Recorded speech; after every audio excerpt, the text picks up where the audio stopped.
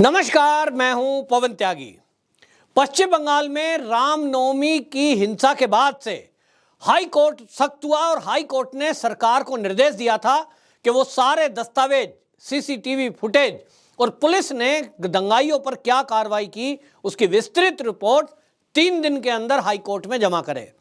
ममता बनर्जी की तरफ से वहां ये सरकार ने पूरी रिपोर्ट कोर्ट को सौंपी और उसके साथ ही हाई कोर्ट ने यह भी कलकत्ता हाई कोर्ट ने हनुमान जन्म दिवस पर हनुमान जन्म उत्सव की जो शोभा यात्राएं निकलेंगी उसको लेकर भी कलकत्ता हाई कोर्ट ने सख्त निर्देश सरकार को दिए और उन्होंने कहा कि यदि आपको लगता है कि आपकी पुलिस ये लॉ एंड ऑर्डर की सिचुएशन को संभालने में कामयाब नहीं है, जिस तरह से देखा है कि रामनवमी की जो शोभा यात्राएं निकली थी उस समय आपकी पुलिस अपनी खुद की जान बचाती हुई घूम रही थी, ऐसा सीसीटीवी फुटेज में दिखा है।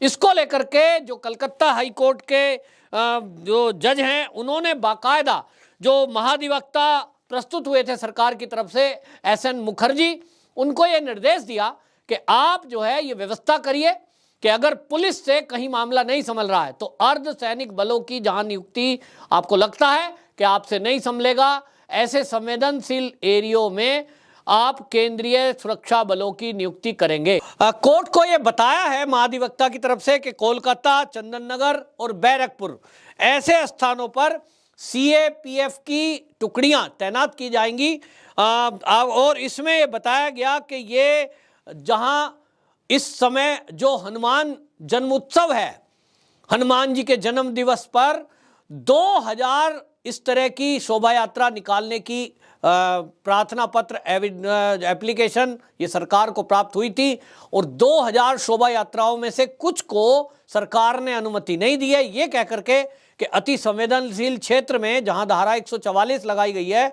वहां ये शोभा यात्राएं नहीं निकाली जा सकती। बाकी स्थानों पर सरकार का कहना है कि हमें जहां लगा कि पुलिस के साथ साथ अर्धसैनिक बलों की भी नियुक्ति की जाएगी वहां की गई है। अब आपको बता दूं कि पश्चिम बंगाल में चाहे शुभेंदु अधिकारी हों, लोकेट चटर्जी हों, ये बीजेपी के जो टॉप लीडरशिप है ये तो पहले से ये मांग कर रही थी कि जो पश्चिम बंगाल है वहां पर अर्धसैनिक बलों की नियुक्ति की जाए, लेकिन ममता बनर्जी सरकार इसको मानने को तैयार नहीं थी और वो हमेशा ये कह रही थी कि जो दंगे करवाने वाले हैं ये तो बीजेपी वाले हैं, ये तो आरएसएस वाले हैं, बजरंग दल वाले हैं, यानी ठीकरा उन्हीं के सिर फोड़ रही थी और जो दंगाई है उनको क्लीन चिट दे गई थी। ये तक कह दिया गया था कि मुसलमान तो अपने रोजे में पूजा पाठ में लगे हुए हैं, वो तो दंगा कर ही नहीं सकते। मतलब एक प्रदेश की मुख्यमंत्री एक विशेष वर्ग को इस तरह से कहकर क्लीन चिट दे दे तो इससे तो हौसले बढ़ेंगे। तो बीजेपी के नेताओं का कहना था कि ममता बनर्जी का यह बयान बड़ा अशोभनीय है, उन्होंने ऐसा कैसे कह दिया, जबकि जितने वीडियो पश्चिम बंगाल से आए हैं चाहे वो मीडिया में है चाहे सोशल मीडिया में, उसमें साफ साफ दिख रहा है कि जिनको ममता बनर्जी ये कह रही थी कि वो तो रोजों में बिजी हैं, वही पत्थर फेंक रहे हैं, वही पेट्रोल बम फेंक रहे हैं। तो ममता बनर्जी ने बिना सब सबूतों को देखे हुए, दरकिनार करते हुए ऐसे कैसे क्लीन चिट दे दी।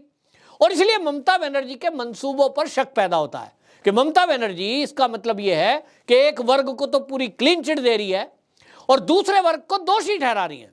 जितनी बमबाजी हुई, जितना बवाल हुआ, उसमें बस उनको लगता है कि हिंदुओं का ही दोष है और इसलिए भारतीय जनता पार्टी के नेता लगातार केंद्रीय सुरक्षा बलों की नियुक्ति की मांग कर रहे थे।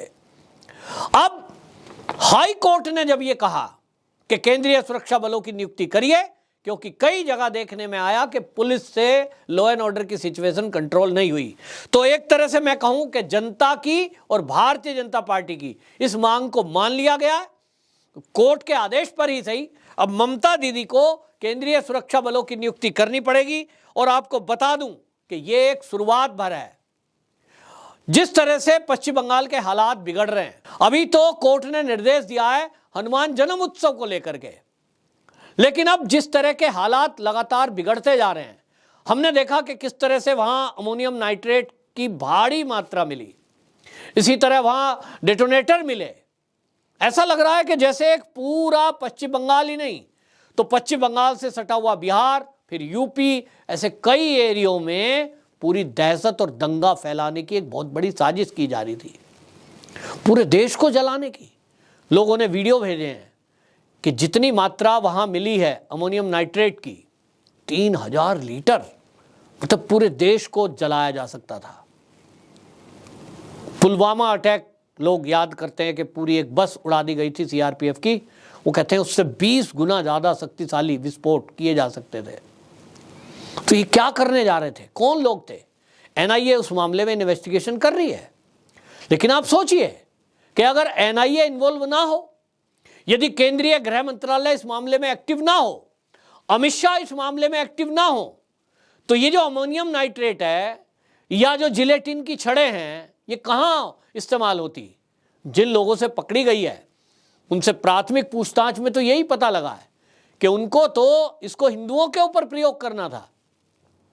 पश्चिम बंगाल में दहशत फैलाना नहीं, ये तो सरकार के विरुद्ध सीधा सीधा एक युद्ध की घोषणा जैसा है। तो ममता बनर्जी की पुलिस तो फेल है। ममता बनर्जी की पुलिस के द्वारा समय रहते क्या इन चीजों का पता लगा पाए? हालांकि इन्वॉल्वमेंट है, जो सरकार के सूत्र हैं वो तो यही कह रहे हैं कि साहब पश्चिम बंगाल पुलिस ने ही शुरू में इसका पता लगाया और जिलेटिन की छड़ें हों, इसमें एटीएस जो है उनने पहले कार्रवाई की है। लेकिन सवाल ये है कि ये आया कहां से? ऐसे लोगों के हौसले बढ़े कैसे? सवाल तो ये है। इसके लिए अगर एनआईए इन्वॉल्व ना हो, ये सारी चीजों को पकड़ करके एनआईए ने अपने पास ट्रांसफर किया और जांच चल रही है।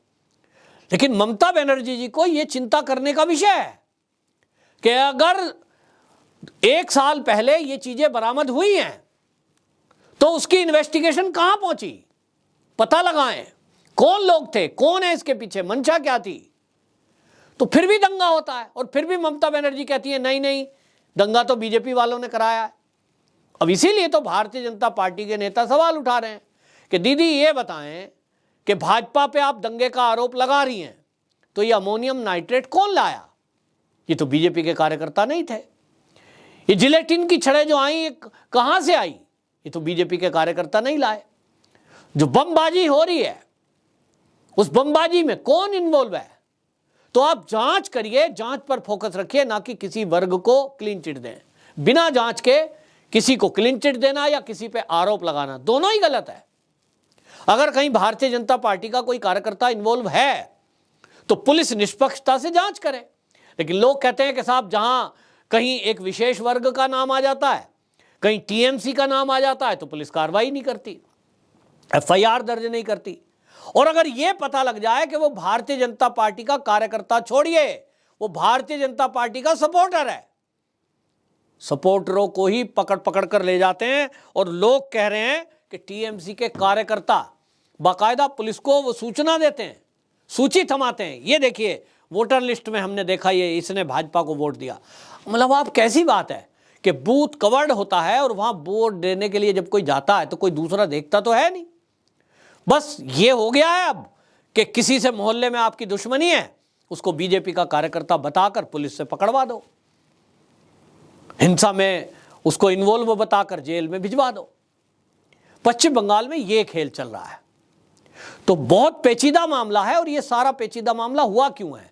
यूं तो पिछले 50 साल से पश्चिम बंगाल में पहले कम्युनिस्ट लोग इस बात को करते थे, नक्सलियों के हमले कांग्रेस पर हुआ करते थे। आज वही जो है लोग कह रहे हैं कि टीएमसी में शामिल हो गए हैं लोग। अब ये ममता बनर्जी के लिए सिरदर्द बन गया है और ये देश के लिए भी सिरदर्द बन गया है। और इसमें बड़ी संख्या में जो इन्वॉल्व है वो हैं बांग्लादेश से आए हुए घुसपैठिए, रोहिंग्या। और उन्होंने किस तरह से पूरे सिस्टम में घुसपैठ कर ली है, पूरे पश्चिम बंगाल में छा गए हैं वो। जगह जगह उन्होंने सड़क के किनारे, हाईवेज के किनारे झुग्गी झोंपड़ी डाल रखी है। कहने को बहुत गरीब है, लेकिन अगर उनकी तलाशी लेंगे तो पश्चिम बंगाल के लोगों का कहना है कि उनके पास आपको पूरे हथियार मिलेंगे। लेकिन सरकार उनके खिलाफ कोई कार्रवाई करती नहीं है। और ऐसा बयान जैसा ममता बनर्जी ने दिया, इससे और उनके हौसले बढ़ते हैं। बहरहाल कलकत्ता हाई कोर्ट ने जिस तरह से हिंदुओं को राहत दी है, ये बिल्कुल साफ कर दिया कि अब ना तो गृह मंत्रालय और ना भारतीय जनता पार्टी की लीडरशिप ममता बनर्जी को किसी प्रकार की कोई छूट देने के मूड में है। और अब कोर्ट से भी जिस तरह की राहत मिली है, कम से कम अपने त्योहार मनाने के लिए, सुरक्षित शोभा यात्रा निकालने के लिए केंद्रीय सुरक्षा बलों की नियुक्ति की जो मांग थी उसको मान लिया गया है। अब ये माना जाए कि कम से कम अब सुरक्षित शोभा यात्राएं निकल जाएंगी और अब लोग जो है हनुमान जन्म उत्सव को पूरे उत्साह के साथ मना पाएंगे। लोगों से आग्रह किया है कोर्ट ने भी कि भाई जहां धारा 144 लगी है वहां वो यात्राएं ना निकाले और किसी को भी डिस्टर्ब ना करें। मैं तो इस चैनल के माध्यम से भी कहना चाहता हूं कि देखिए, रमजान का पवित्र महीना है, ऐसे में जो जितनी पूजा हमारे लिए पवित्र है और वैल्यू रखती है, इतनी हर वर्ग के लिए रखती है। सबका सम्मान करें, कोई उकसावपूर्ण कार्रवाई ना करें। यदि आपके इर्द गिर्द आपको कोई ऐसी एक्टिविटी लगती है कि ये देश और समाज को तोड़ने वाली है, कोई दंगा कराने वाली है, तो चाहे आप पश्चिम बंगाल के किसी भी कोने में रहते हैं, उसकी जानकारी आप पुलिस को दीजिए। और आजकल तो सोशल मीडिया का ज़माना है, पुलिस आपकी बात नहीं सुनती तो हायर अथॉरिटी हैं, ममता बनर्जी जी को टैग करिए, ट्वीट करिए, मेल करिए, लेकिन जानकारी जरूर दीजिए। खुद से फैसला करने के लिए सड़कों पर उतरना कतई ये जस्टिफाइड नहीं किया जा सकता। हम एक ऐसे देश में रहते हैं जहां लोकतंत्र है, कानून है, और कानून को अपने हाथ में नहीं लेना। कई बार इसमें बहुत घर उजड़ जाते हैं, बाद में माता पिता रोते हुए बिलखते हुए दिखाई देते हैं। तो ये सब चीज़ों का ध्यान रखना है, हिंसा को नहीं फैलाना है। और हनुमान जन्म उत्सव ये तो पूजा भक्ति का एक उत्सव है। हनुमान जी की याद में हनुमान चालीसा करिए, पूजा पाठ करिए, प्रसाद वितरण करिए, ध्यान में बैठिए, उनकी याद में एक दूसरे की मदद करिए। और हनुमान जी जैसा सेवक जो राम जी के हुए हैं वहाँ तक पहुँचाने का मार्ग है, ये एक सदमार्ग पर चलिए। और ये जो पश्चिम बंगाल में हो रहा है, ममता दीदी को भी विचार करना होगा कि आखिरकार ये छोटी सी जो चोट थी वो नासूर कैसे बनती जा रही है। इसका इलाज ममता दीदी को करना होगा, वरना हर मामले में केंद्रीय गृह मंत्रालय की इन्वॉल्वमेंट या कोर्ट की इन्वॉल्वमेंट के बाद ही अगर आप कार्रवाई करेंगे तो फिर चुनी हुई सरकार का फ़ायदा क्या है। आपकी क्या राय है, कमेंट बॉक्स में ज़रूर बताएं। वंदे मातरम।